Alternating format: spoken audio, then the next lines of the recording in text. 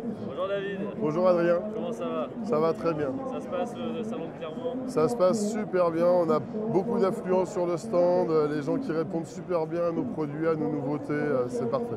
Bon alors qu'est-ce qu'il y a justement en nouveauté?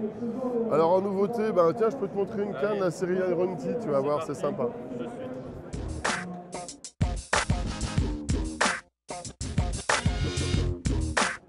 Alors en fait, cette année, Genki propose une nouvelle gamme, la série Iron Tea, très influencée forcément par l'Iron Tournament. Et en fait, on a des cannes très spécifiques par rapport aux besoins actuels, aux tendances actuelles, avec des cannes très finesse, d'une part, avec une petite bake casting finesse par exemple qui est jolie comme tout. À l'opposé en fait des cannes Big Bait en spinning et en casting. Et puis un de mes coups de cœur qui est en fait une canne dans la gamme Shooting Series qui est la 228 Medium. Tu vois celle-ci. Donc une 228 Medium qui est donnée à 5,18 grammes, qui est une canne dans la Shooting Series, qui est une série de cannes qui est faite, qui sont des lanceuses pour pêcher du bar essentiellement. Et la 228 là, ça va être la canne dont je rêvais pour pêcher l'aspe, aussi bien du bord qu'en bateau là. Ça lance loin, ça pêche bien avec des petits stick bait de 6-7 cm comme le Mégalon 75, jusqu'à des leurres, tu peux charger un peu plus. Ça lance très bien, très loin, c'est progressif donc ça encaisse les rushs, les attaques des aspes, tu vois. Et puis, si on peut même utiliser cette canne-là, par exemple, elle est très résonante, très légère, bien équilibrée pour gratter, pour pêcher le cendre, les jolies perches à gratter un peu loin, à distance, tout ça. Là, on va avoir une canne qui va faire un tabac cette année.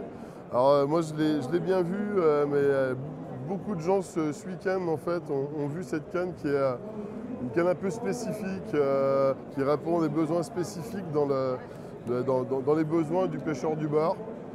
Voilà, on a ça. Et puis au rayon des leurres dures, je vais te montrer un truc qui est vraiment un coup de cœur, quelque chose qu'on trouve très peu, un super crank pour pêcher le brochet. Allez, bah, c'est parti.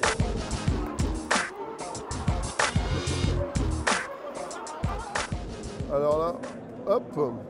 Alors là, voilà, en fait, on avait l'an dernier, on avait sorti un Dogora, qui était ce petit Dogora 65, en fait, qui était un shallow crank, un crank qui ne descend pas beaucoup, environ 1 mètre, 1 mètre 50. Il était plat.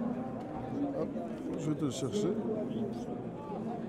Il était plat, donc tu vois, comme ça. Et donc, en fait, un crank qui peut se ramener très vite, puisqu'en fait, étant plat, il ne va pas beaucoup tirer sur la ligne quand on la ramène.